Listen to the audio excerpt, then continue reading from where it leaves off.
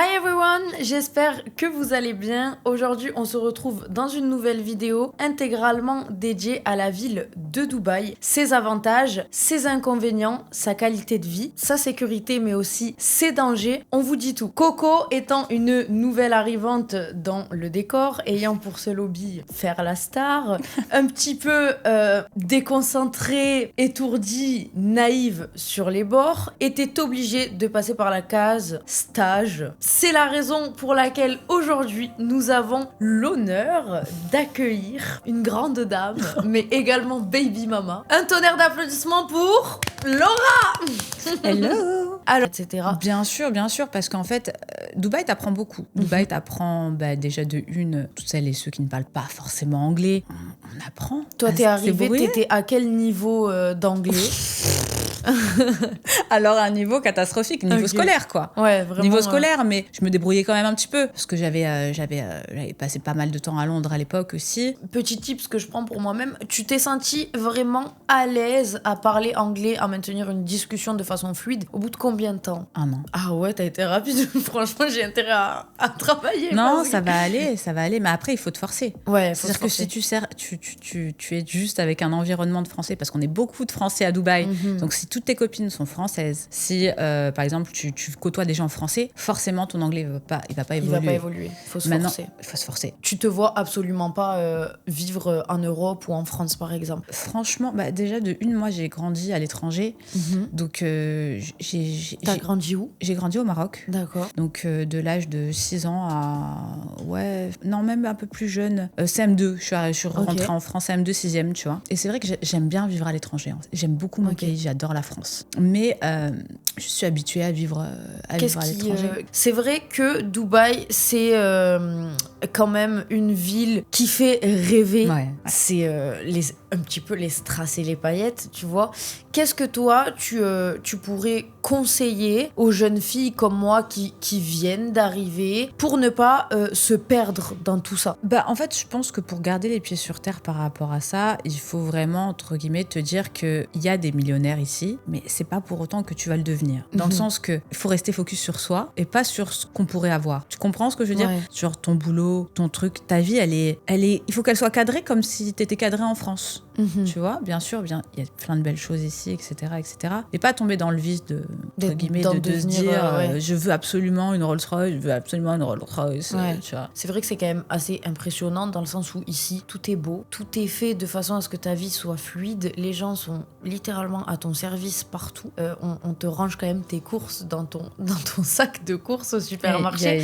Peut-être que c'est devenu lambda pour toi, mais moi, quand le mec a ramené mes courses jusqu'à la voiture, j'ai envoyé un snap à ma mère. Enfin, moi, personnellement, ma vie à Dubaï et j'en ai parlé plein de fois, hein, j'ai pas de problème à en parler sur ma chaîne YouTube ou quoi que ce soit, mais si tu veux, en fait, je vis comme je vivrais en France, quoi. Ouais, tu vois, j'ai une petite maison. À l'époque, quand je suis arrivée avec, par exemple, mon ex-mari, oui, j'avais envie de faire les choses en grand, mais si tu veux, maintenant, je vis... Ouais. T'as goûté à cette je vis bien, Dieu merci, mais enfin, je veux dire, j'emmène mon fils à l'école, je vais faire mes courses à Carrefour et à Viva qui est l'équivalent de Lidl. Pourquoi? Parce qu'il y a des produits français. Non, mais c'est vrai. Et en termes de prix, notamment sur les courses, commençons par les courses du quotidien, tu pourrais comparer en termes de prix, c'est beaucoup plus cher, c'est beaucoup moins cher, c'est... Alors ça, c'est un tox complet, parce que pour moi, c'est pareil qu'en France. Ok. C'est-à-dire que quand tu fais tes courses sur Paris, Monoprix, c'est hors de prix. Excusez-moi, mais enfin, je veux dire, moi personnellement, mes courses, et j'ai fait un épisode d'ailleurs YouTube là-dessus, où j'ai comparé tous les prix France et Dubaï. Et tu en as conclu que c'est limite moins cher. En termes d'éducation pour les enfants ici, quels sont les avantages, bien qu'on sait qu'il y en a énormément à avoir un petit bout qui grandit ici, mais nous t'écoutons. Écoute, déjà, ça c'est pareil, j'avais fait la comparaison des prix en termes d'école en France et à Dubaï. Savoir qu'ici quand même, il n'y a pas d'école publique. Ouais, il n'y a pas d'école gratuite. En gros, ça c'est que des établissements, on va dire, privés et payants. Donc du coup, si tu compares un établissement privé en France et un établissement privé ici, je pense que ça se touche. Ça se touche, ouais. Après, il y a des écoles, c'est comme partout, beaucoup plus chères que d'autres, et des nurseries beaucoup plus chères que d'autres. Moi, je suis pas forcément pour, genre, en gros, les grosses écoles. Ouais. Tu vois, je pense pas que... Enfin, à Dubaï, il y a une éducation, un système éducatif qui est top. Il y a des écoles anglaises qui sont top. Il y a des écoles qui sont pas forcément connues de tous, qui sont très, très bien. J'aime beaucoup le système éducatif anglophone. Donc, du coup, moi, c'est comme ça que je vois pour mon fils, quoi. Ton enfant est déjà bilingue, j'imagine. Mon fils comprend l'anglais et le français. J'ai pas voulu le mettre dans le système français parce qu'en fait, je suis pas forcément...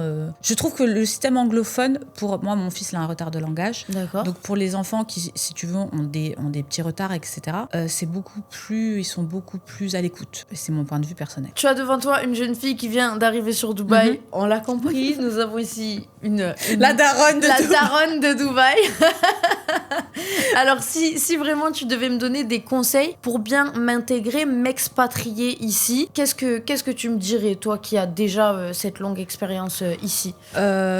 Personnellement, ici il n'y a pas vraiment de secret. En fait, je pense que ici tout est question de respect. En fait, tout le monde se respecte et tout le monde est dans la bienveillance. Tu vois le délire? C'est que si tu remarques, les gens ils sont très polis. En réalité, c'est vrai que moi-même, en ayant vu Dubaï que 15 jours, pour y vivre, hein, parce qu'attention, c'est différent quand tu viens en séjour et quand tu viens vraiment pour quand t'es en vacances, tu vas dépenser beaucoup d'argent. Exactement. Tu vas te faire plaisir, tu vas faire des activités. Mais après, quand tu vis ici, tu vis ici. Donc en fait, il n'y a plus rien qui te fait... Tu vois, d'où tu me disais la tentation d'aller acheter ci, ça. Ouais. Après, tu t'en fous. Tu mets en place ta petite routine. Ouais. Moi, j'ai une routine où je vivrais... je vais au sport. Ouais, classique, quoi. Vois, Quand tu viens en vacances ici, tu fais du jet ski. J'imagine que Laura, tu fais pas du jet ski tous les jours. Non, jamais.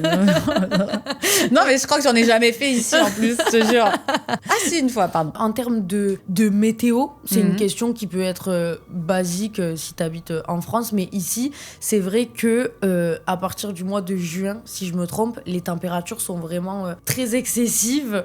Comment tu le vis, toi? Est-ce que tu fuis ou est-ce que tu restes à la clim? Comment tu vis cette période? Alors, personnellement, c'est vrai que tu vois beaucoup de gens qui fuient Dubaï l'été.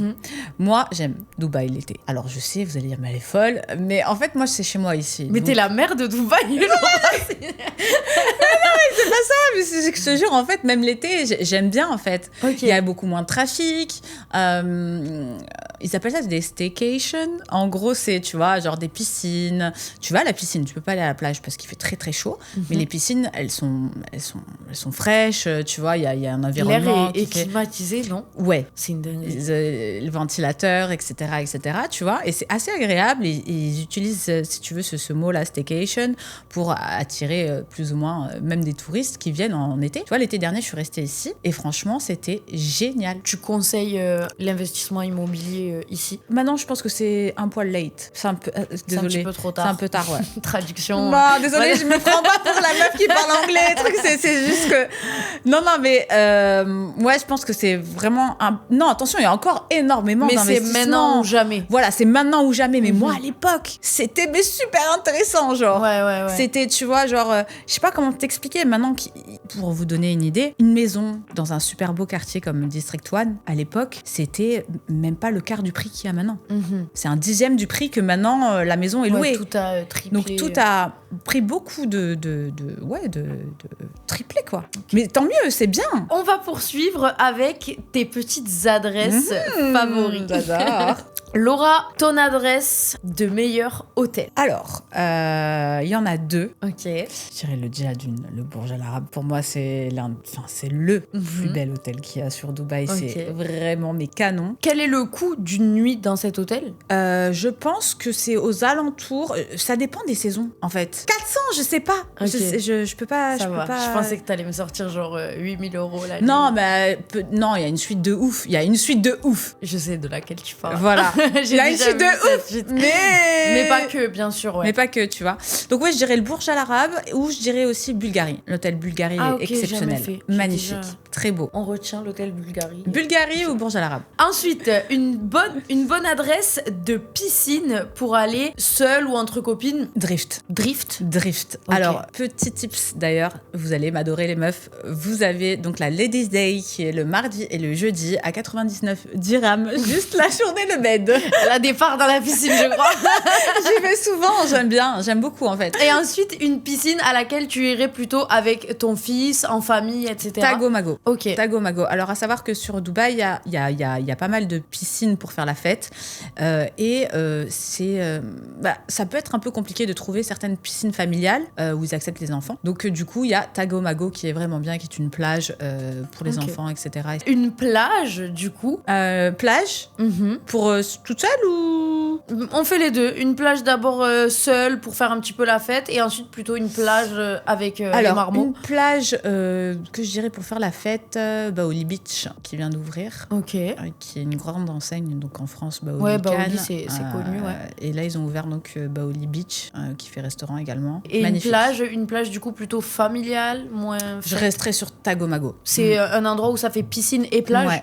Ensuite, on enchaîne avec une bonne adresse de salon de beauté. Oula! Alors, à savoir que sur Dubaï, il y a un large choix de salons de beauté. Tu me donnes je donne mes adresses comme ça, là? Vas-y, si tu veux ça là, on te la laisse. Allez, c'est bon. Parce que Ça se voit que ça la dérange pas qu'on aille l'embêter à la piscine, mais pas quand elle fait ses ongles, s'il vous plaît. Non, parce que mes ongles sont ultra bien faits. Non, je rigole. Mes ongles, je les fais chez Aura Saloon. Ok. Qui est spécialisé dans la manicure russe, en fait. C'est un bon mix. On note les filles, on note. Hein. Surtout là, j'espère que vous avez sorti les calepins. La meilleure activité que tu peux proposer à ton enfant. Dimanche après-midi, allez, aujourd'hui, je t'amène. Ah, franchement, il y en a tellement, mais tellement d'activités pour les enfants. Moi, je sais qu'avec mon fils, on se régale, mais vous avez tout ce qui est parc aquatique. Tu as aussi tout ce qui est parc d'intérieur. On a, par exemple, IMG World, qui est génial, où à l'intérieur, il va y avoir tous les Marvel pour les enfants. T'as Global Village, qui est vraiment bien pour les enfants et pour les adultes. Ça, c'est vraiment top. Et tout ce qui est vraiment parc d'intérieur, Kidzania, tout ça à faire. Ouais. Vraiment à faire. Tu t'ennuies pas, quoi. Ici, c'est un truc de ouf. Non, t'as toujours une occupation. Ensuite, est-ce que tu pourrais recommander un quartier, d'abord pour une jeune fille célibataire? Downtown. Ok, c'est bon, les filles, c'est carré, elle a dit downtown. J'habite pas là-bas, je vais en fait, downtown, c'est le centre. Ok. Donc en gros, c'est là où tout se passe, c'est-à-dire que j'imagine que tu dois sortir les week-ends. Un petit peu. Voilà, donc les week-ends, c'est là où tout se passe. C'est clairement le milieu, quoi, de Dubaï. Le cœur de Dubaï. la ville. Et donc, du coup, plutôt une fois posée avec un mari et des enfants, où est-ce que tu recommanderais l'adresse? Dubaï Hills. Dubaï Hills ou Damak Hills, ou même voilà, des quartiers plus familiales, en fait. Ta meilleure adresse de restaurant? Ouf, alors il y en a beaucoup parce que Elle va nous déplier. Hein. J'aime beaucoup manger et c'est vrai qu'on a la chance à Dubaï d'avoir énormément de restaurants. Mais on va dire en termes, si on veut faire un beau restaurant, j'aime beaucoup Zuma. Ouais. J'aime beaucoup Gaïa. J'aime énormément aussi, par exemple, je sais pas, il y en a tellement en fait, mais Ninive, qui est la food des Marocaines. Il y a vraiment un large choix de restaurants à Dubaï, mais je dirais ouais, Zuma, Gaïa. Elle en sort là quand même. Super, merci pour ces adresses. On enchaîne avec une bonne adresse de salle de sport. Même si également, je sais qu'il y en a à foison. Si tu pouvais nous en recommander une. La mienne. Seven Gym. Allez, après avoir fait les ongles avec Laura à la piscine, on va la coller pour faire des squats. En fait, là, je suis en train de me griller avec toi. C'est bon. Non, en fait, Seven Gym, moi, il y a énormément de salles sur Dubaï. Hein. Énormément de salles de sport. Vous avez des salles de sport qui sont mixtes. Vous avez des salles de sport qui sont féminines, quoi, uniquement pour les femmes. Ça dépend de tout. Par exemple, t'as des salles de sport à Dubaï qui est comme Binous. Binous, ça va être une salle de sport où, si tu veux, c'est réputé pour qu'il y ait beaucoup de bodybuilders, de mecs qui font énormément de sport, mais à haut niveau, tu vois.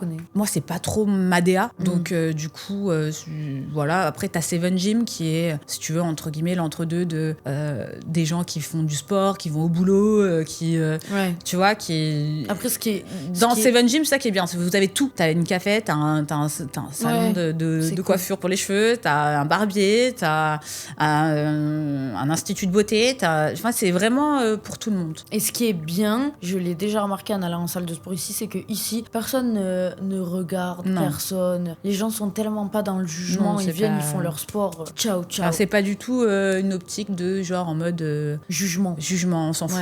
Tout le monde personne se regarde, tout le monde fait son sport. Merci, au revoir quoi. C'est pas forcément un endroit de date non plus. Enfin, chacun fait ce qu'il veut quoi. Yes. Et ça c'est vraiment bien. Et on terminera avec ton meilleur club.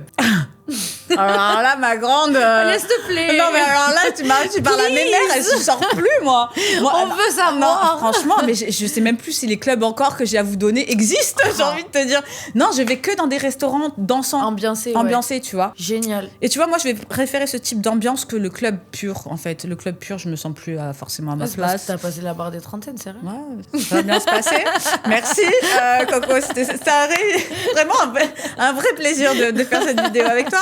Je vais y aller. Non, mais ouais, non, vraiment, enfin, je sais pas. Le ça club, t'intéresse plus? Non, mais c'est normal. Le club, j'ai malheureusement pas trop de. Je sais que il y a peut-être 2 ans, j'ai fait 1 ou 2 soirées, mais... C'est quand la dernière fois que t'es sortie en boîte ici? Ah ouais, ça date, genre vraiment c'est plus ta DA. Non, c'était vraiment, il y a 1 an et demi, 2 ans, où j'avais des amis qui étaient venus, donc du coup, ils m'avaient sorti. Genre, c'est eux qui me sortent.